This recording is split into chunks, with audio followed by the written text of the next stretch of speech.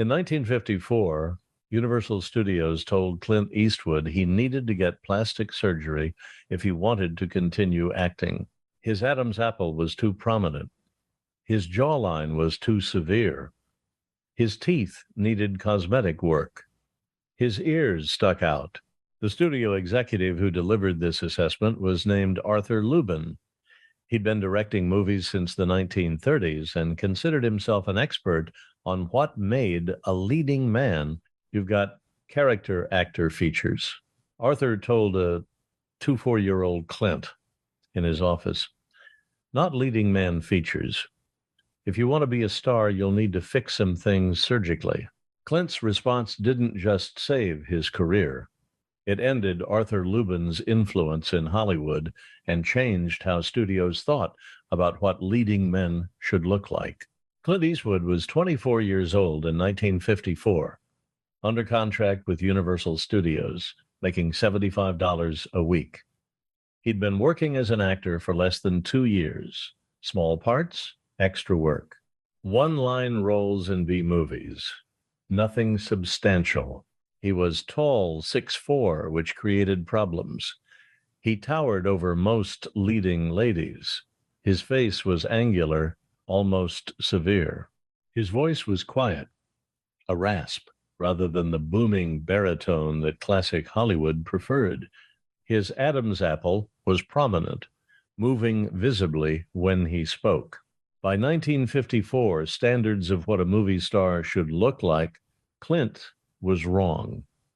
Leading men were supposed to look like Cary Grant, Rock Hudson, Gregory Peck, smooth features, perfect teeth, classical proportions. Clint looked like someone who'd worked manual labor his whole life, which he had logging, steel mill work, lifeguarding. His hands were rough. His face was weathered for 24. His features were hard rather than refined. Arthur Lubin had directed Clint in a small role in Francis in the Navy, one of the Francis the Talking Mule comedies. Clint had maybe 3 minutes of screen time and 5 lines of dialogue. After the filming wrapped, Arthur called Clint into his office. "Sit down, son. We need to talk about your future." Clint sat. Arthur leaned back in his chair with the confidence of someone who'd been in Hollywood for 20 years and knew how things worked. "You've got potential," Arthur began. "You're tall. You've got presence. But you've also got problems. Physical problems that are going to prevent you from being a leading man." "What problems?" "Your Adam's apple is too prominent, very distracting on camera. Your jawline is too angular. It photographs harsh, almost threatening. Your teeth need cosmetic work. They're not terrible, but they're not leading man teeth. And your ears stick out slightly. Nothing catastrophic individually, but together these things add up to a character actor face, not a star face." Clint listened without expression. Now, the good news is all of these things are fixable. Arthur continued, "There are excellent cosmetic surgeons in Los Angeles who work with actors.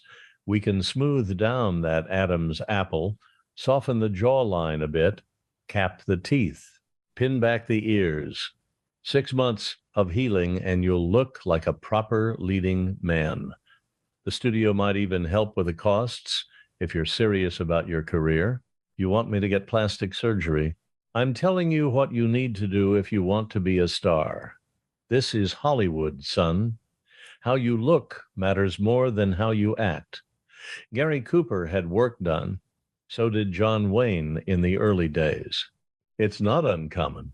It's smart business. What if I don't want surgery?" Arthur's expression shifted from advisory to blunt. "Then you'll never be more than a character actor. Small roles, supporting parts. You might work steadily, but you'll never be a star. Your face is too unusual, too severe.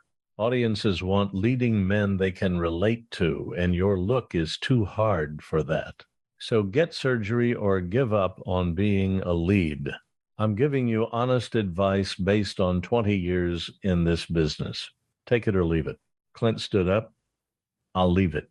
He walked out of Arthur's office without another word. That afternoon, Clint went back to his small apartment and thought about what he'd been told. He looked in the mirror and saw the same face he'd always had: severe jawline, prominent Adam's apple, imperfect teeth, ears that stuck out slightly. He thought about getting surgery, about letting doctors cut into his face and reshape it to match what Hollywood thought a leading man should look like. Then he thought about something his father had told him years ago: don't let anyone tell you to be smaller or quieter or different to make their job easier. You are who you are. That night, Clint made a decision. He wouldn't change his face. If Hollywood didn't want him as he was, he'd find a different path. 2 weeks later, Universal Studios declined to renew Clint's contract. The official reason was lack of star potential. Arthur Lubin had made sure that assessment went into Clint's file. The man who'd refused plastic surgery was documented as having refused to take direction about his career. For the next 5 years, Clint struggled. He did bit parts on television, guest spots on westerns, small roles that paid $200, $300 per appearance. He worked manual labor jobs between acting gigs. He drove a beat-up car and lived in cheap apartments. Every casting director who saw him had the same assessment: interesting look, but not leading man material. Then in 1959, Clint got cast in Rawhide, a Western TV series, not as the lead, as the secondary character, Rowdy Yates. The show ran for 8 years. Clint became recognizable. Not a star, but a working actor making decent money. In 1964, an Italian director named Sergio Leone was looking for an American actor to star in a low-budget Western filming in Spain. He'd seen Rawhide. He liked Clint's severe face, his quiet intensity, his unusual look. Leone offered Clint the lead role in A Fistful of Dollars. The pay was terrible, $15,000 for the entire film, but it was a starring role. Clint took it. The film was shot in 1964. Released in Italy in 1964, it became a massive hit. Released in the United States in 1967, it changed everything. Suddenly, Clint's severe features weren't a liability. They were his signature. The angular jaw looked dangerous. The prominent Adam's apple made him seem real, not polished. The quiet, raspy voice was menacing rather than weak. Everything Arthur Lubin had told him to fix became the foundation of his screen presence. By 1968, Clint was one of the biggest stars in Hollywood. The severe face that was too hard for audiences had made him an icon. The features he'd been told to surgically alter were now being copied by other actors trying to capture his intensity. In 1971, Clint was directing his first film, Play Misty for Me. He needed a veteran director to consult on some technical aspects. Someone recommended Arthur Lubin, who was still working but whose career had stagnated. He hadn't had a major hit in years. Clint hired him as a technical consultant, not because he needed Arthur's expertise. By 1971, Clint had learned plenty about directing, but because he wanted Arthur to see something. On the first day of filming, Arthur showed up to the set. Clint was in the director's chair, the star of the movie, the director, the producer through his company, Malpaso. In complete control, Arthur approached hesitantly. Clint, it's been a long time, 17 years, Clint said. Last time we talked, you were telling me to get plastic surgery. Arthur's face went pale. He clearly remembered the conversation. I was trying to help, I thought. You thought my face was wrong for movies. The standards were different then. I was giving you the advice everyone would have given, except I didn't take it. I kept the face you said would never work. And it turned out the face wasn't the problem. The thinking was the problem. Over the next weeks, Arthur worked on the film.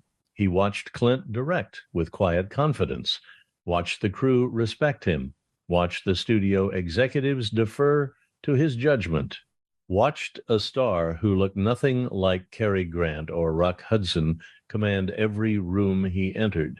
One afternoon, Arthur and Clint sat in the director's chairs during a lighting setup. I was wrong, Arthur said quietly, about what you needed to look like, about what audiences wanted. I was applying old rules to something new. You weren't just wrong about me. Clint replied, you were wrong about what makes someone compelling on screen. You thought it was about smooth features and perfect teeth, but it's about authenticity. People don't want perfection. They want something real. I cost you years. Universal dropped you because of my assessment. You cost me a contract that wasn't worth keeping. If I'd gotten that surgery, I'd have looked like every other forgettable actor trying to be the next Cary Grant.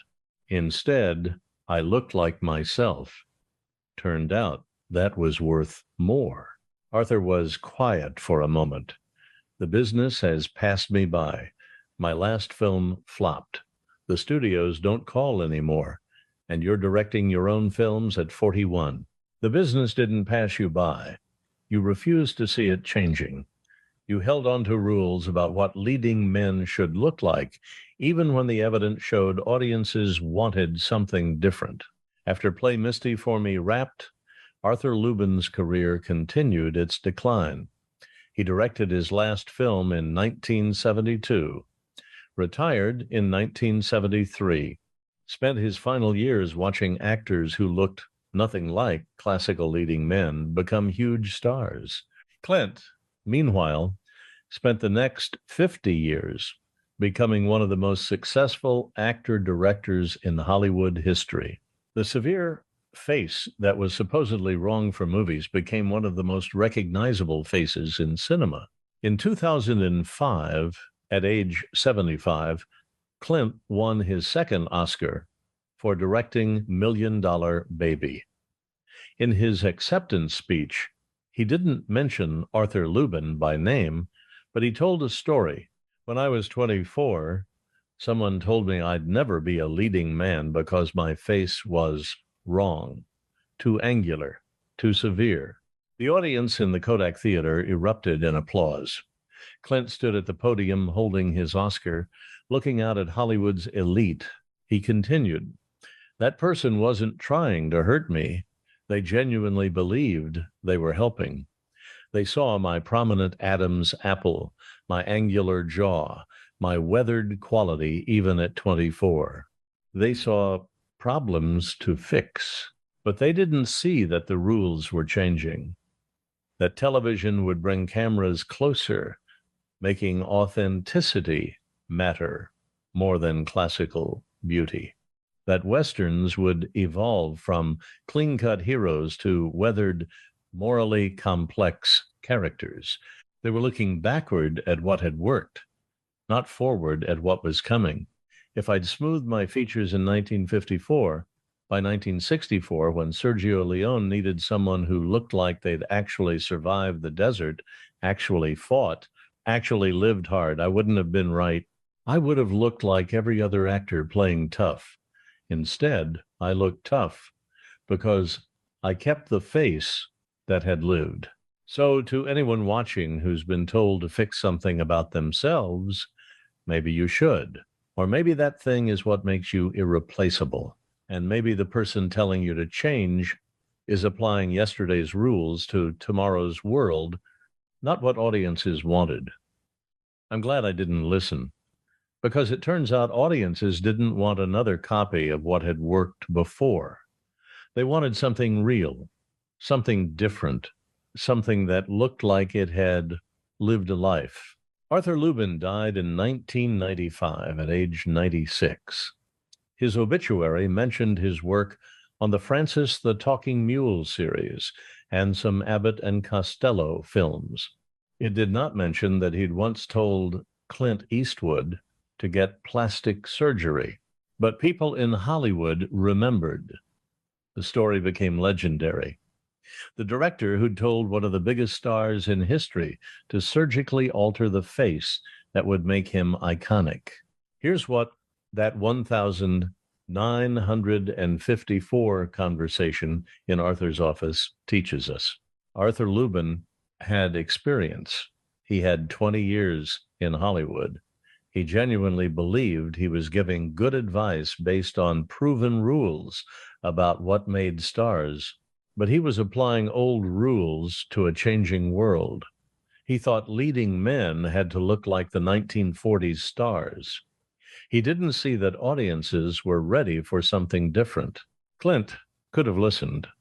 He could have gotten the surgery, smoothed down the Adam's apple, softened the jaw, fixed the teeth, become another handsome face trying to fit the mold.